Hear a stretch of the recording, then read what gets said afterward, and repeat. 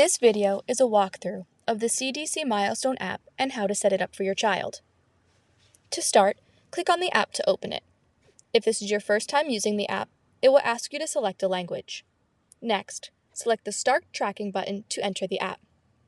To create a profile, select the first box and choose your role based on the options listed in the drop-down menu, as well as what state or territory you live in.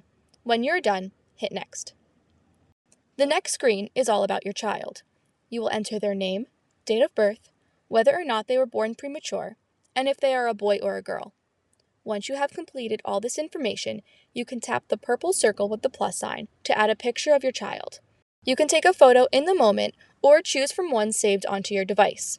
After the child's profile is complete, select the Done button, or you can add an additional child using the button at the bottom. The next screen is a walkthrough of features on the app. Scroll through each picture for a tutorial and hit Start Tracking when it is complete. This brings you to your child's profile. As you can see, your child's current age is listed. Scroll down and select Milestone Checklist. This brings you to a list of milestones broken down into 4 sections along the top, as well as a When to Act Early tab. Choose a tab to view each milestone within that category. I chose the social category first. Each category will list a variety of different milestones, giving you the option to select whether or not your child has met that milestone yet. There is a bar below each milestone where you can make notes to remember for later. Some milestones contain videos where you can see examples of what each milestone may look like. Let's go in and make some notes on some of the cognitive milestones. Here, I selected that I am not sure Ava watches me move around, and she is not yet watching toys, holding her head up while on her tummy, and a few others in the movement category. After making some choices, I move to the When to Act Early tab. This will give you an idea of what you can talk to your doctor about during your next visit. Because I selected Not Yet for some milestones in the movement category, the app is recommending that I mention Ava may be missing some milestones. At the end of the When to Act Early tab, you can select the My Child Summary button and review your responses, email the summary to yourself, create a summary for your doctor, and create a well visit snapshot. I selected Show Doctor, which condenses the information you have entered into the app into a broken down list for your doctor so they have a better understanding of your baby's abilities. Coming back to the homepage, you can select the Tips and Activities button to bring up a list of recommendations based on your child's age.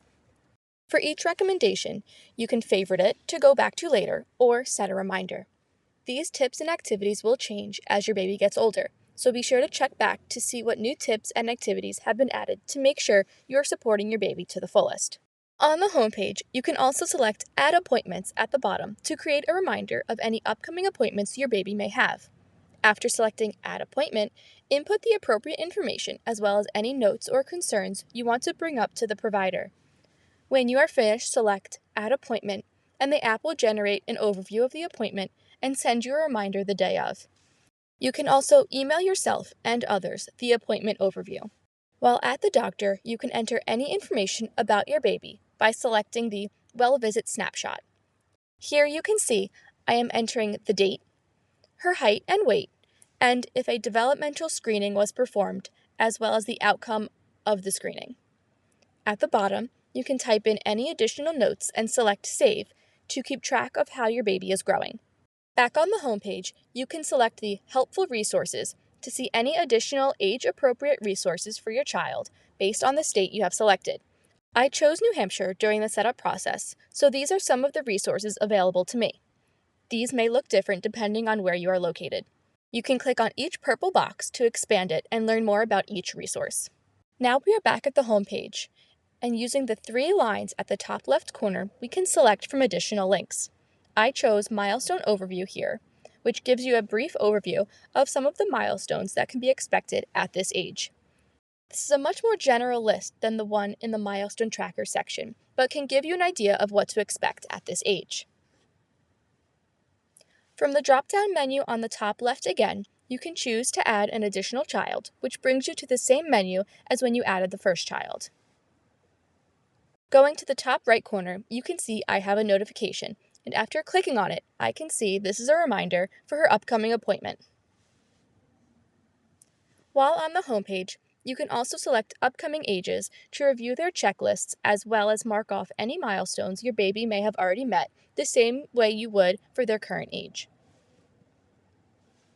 And this is the end of our walkthrough. This app can be downloaded on the App Store or Google Play Store for free.